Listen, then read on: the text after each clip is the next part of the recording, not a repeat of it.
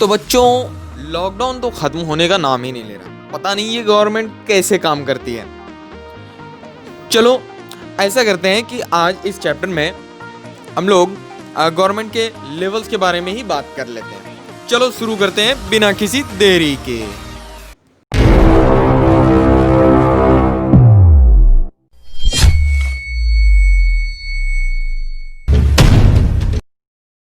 तो बच्चों, पिछले चैप्टर में हमने पढ़ा पावर शेयरिंग के बारे में, राइट। तो पावर शेयरिंग जो है उसके दो टाइप्स के बारे में पढ़ा था। एक जो गवर्नमेंट के ऑर्गन्स के अमंग बढ़ता है, right, legislature, judiciary and executive. और दूसरा जो टाइप पढ़ा था हमने वो था जो गवर्नमेंट के डिफरेंट लेवल्स में जो है बांटा जाता है, डिस्ट्रीब्यूट होता है, राइट। और डिफरेंट लेवल्स क्या था? Central, state and local. And that type of government is called federal type of government. What? Federalism. तो इस चैप्टर में बेसिकली हम लोग इसी टाइप ऑफ गवर्नमेंट के बारे में पढ़ेंगे। तो फेडरलिज्म जो है उसको डिफाइन करते हैं, it is a system of government in which the power is divided between a central authority and various constituents units of the country. Different levels में जब पावर बढ़ता है that is called federal type of government और federalism, ठीक है। तो ये जो फेडरलिज्म हो गया, अब जो इसके की फीचर्स के बारे में हम लोग डिस्कस करें। आपसे कभी भी क्वेश्चंस पूछा जा सकता है कि फीचर्स क्या है फेडरलिज्म के। तो नंबर 1, देयर आर 2 और मोर लेवल ऑफ गवर्नमेंट्स। ओके, 2 हो सकते हैं, 2 से ज़्यादा भी हो सकते हैं। हमारे यहाँ इंडिया में 3 है, सेंट्रल, स्टेट एंड लोकल। हाँ, वही ग्राम panchayat. Second one, each level of government has its own jurisdiction or area of control in specific matters of jurisdiction, taxation and administration. Jurisdiction means होता है कि इलाका कितना, उसका हद, कितना लिमिट्स है। तो सभी का, तीनों लेवल्स ऑफ गवर्नमेंट का अपना अपना एक इलाका होता है, वहीं उसी इलाके तक वो अपना काम कर सकता है। ये तो शेर की गुफा है, यहाँ अगर तुमने करवट भी ली तो समझो मौत को बुलावा दिया। Jurisdictions of each level of government are specified in the constitution. तो जो jurisdiction है ना, वो सारे लेवल के jurisdiction जो है कॉन्स्टिट्यूशन में सिर्फ स्पेसिफाइड है कि कौन कितने दूर तक कर सकता है। The fundamental provisions of constitution can't be changed by any level of government. Means जो फंडामेंटल प्रोविजंस दिया गया है, जिसका जो ताकत है वो कोई दूसरा आदमी चेंज नहीं कर सकता है। In dispute court interprets constitution and makes the final decision. कभी भी किन्हीं के बीच में अगर लड़ाई हो जाए तो वो जो है कोर्ट बीच में इंटरप्रेट करता है और फाइनल डिसीजन लेता है। Revenue stream of central and state is also defined in constitution as well. Means कि सेंट्रल और स्टेट के पास कहाँ से पैसा आएगा वो भी कॉन्स्टिट्यूशन में ही लिखा हुआ है। इनका मेन ऑब्जेक्टिव क्या है? फेडरलिज्म को क्यों लाया गया है? ताकि यूनिटी रहे डाइवर्सिटी में, समझ रहे, अनेकता में एकता। एक अकेला थक जाएगा मिलकर बोझ उठाना, जो हमारे भारत की सबसे मेन बात है। अब हम लोग देखेंगे टाइप्स ऑफ फेडरलिज्म, ठीक है। ये बहुत इंपॉर्टेंट है, आपको इसको अच्छे से देखना है। 2 तरह के फेडरलिज्म होते हैं, पहला कमिंग टुगेदर और दूसरा होल्डिंग टुगेदर। चलिए तो दोनों के बीच में डिफ्रेंशिएट करते हैं हम लोग।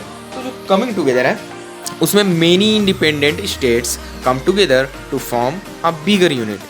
छोटे स्टेट्स जो है ना एक साथ आते हैं ताकि उनकी ताकत जो है मिल करके ज़्यादा हो जाए। जबकि होल्डिंग टुगेदर में a large country decides to divide power between state and central government. इसमें जो है ना एक बड़ा कंट्री होता है, ठीक है, वो अपने डिफरेंट स्टेट्स में पावर डिवाइड कर देता है। ये है होल्डिंग टुगेदर। जबकि कमिंग टुगेदर में है all states have equal powers, उसमें सारे स्टेट्स का जो है इक्वल पावर होता है। बट होल्डिंग टुगेदर में स्टेट्स हैव अनइक्वल पावर्स। चलिए इस एग्जांपल को समझते हैं। इंडिया में कुछ स्टेट्स हैं जिनको कॉन्स्टिट्यूशन में स्पेशली कुछ एक्स्ट्रा पावर दिया गया। फॉर एग्जांपल कश्मीर, गोवा और नॉर्थ ईस्टर्न। 7 स्टेट्स, उस राइट की वजह से वहाँ के लोग जो है ज़्यादा हैप्पियर रहते हैं। Number 3, states and central government are equally powerful. उसमें जो है कमिंग टुगेदर में स्टेट्स और सेंट्रल जो है ना इक्वली पावरफुल होते हैं। उनके एग्जांपल्स हैं United state of America, Switzerland और ऑस्ट्रेलिया। जबकि होल्डिंग टुगेदर में central government is more powerful. जो सेंट्रल गवर्नमेंट होता है ना वो सबसे ज़्यादा पावरफुल होता है। आप इंडिया में रहते हैं ना, जान रहे होंगे। इसके एग्जांपल ओ भाई अपना इंडिया तो है ही, स्पेन और बेल्जियम भी पावर शेयरिंग में हमने पढ़ा था ना। हाँ, तो वहाँ फेडरल टाइप ऑफ गवर्नमेंट है।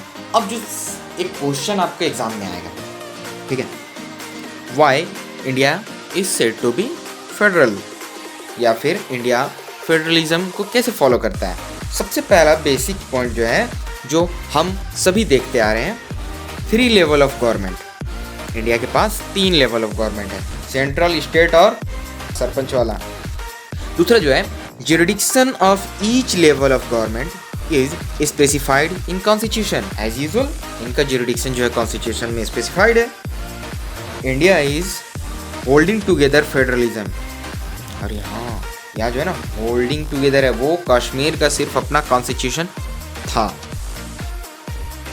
Number 4, need 2/3 votes in Lok Sabha and Rajya Sabha.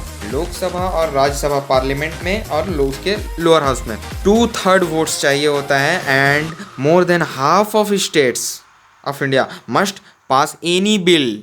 यहाँ पे किसी बिल या फिर चेंज करने के लिए, किसी लॉ को चेंज करने के लिए 2/3 votes and half of the states को बिल पास करना होता, तभी कोई लॉ बनता है। And in dispute between states and central government Supreme Court makes a decision. That's why India is a federalism. Yes.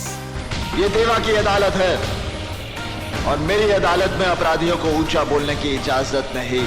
अब आते हैं यहाँ पे जो है ना गवर्नमेंट के काम को डिफाइन करने के लिए कि कौन सा लेवल कौन सा काम करेगा, उसके लिए लिस्ट बनाया गया। तो हम लोग उस लिस्ट्स को याद कर लेंगे। सबसे पहला जो लिस्ट है ना वो है यूनियन लिस्ट, राइट। तो यूनियन लिस्ट में क्या होता है? It contains subjects of national important.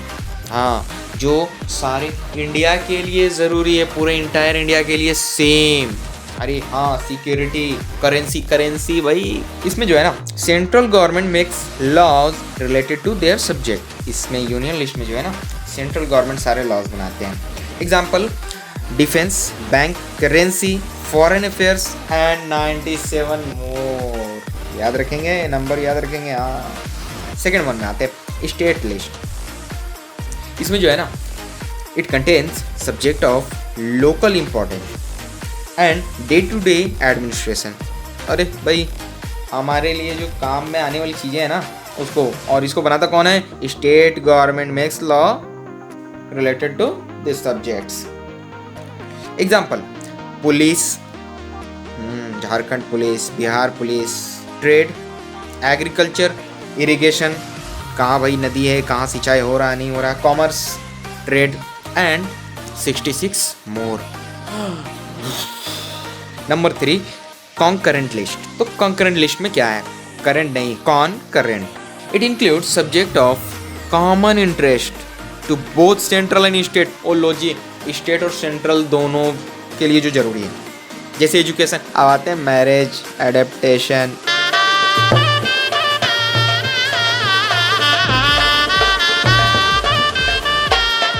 And 47 more. Okay, but अगर डिस्प्यूट हुआ सेंट्रल और स्टेट के बीच में तो सेंट्रल हमेशा जीतता है, इसमें सेंट्रल के डिसीजन को माना जाता है। तो नंबर 4 जो है residuary list. It includes subject that come up after the constitution was made. इसमें जो है सेंट्रल गवर्नमेंट इनके सारे लॉज को कंट्रोल करते हैं, ठीक है। Example computer science and cyber security. Number 5 grocery list. 1 litre potato, 2 metre milk, 5 kilo धनिया, पुदीना, लहसुन। तो ऐसा है, कुछ काम की बातें करते हैं। आपको एक टास्क है, आप जो है ना साइबर सिक्योरिटी से रिलेटेड एक बात बताते हैं।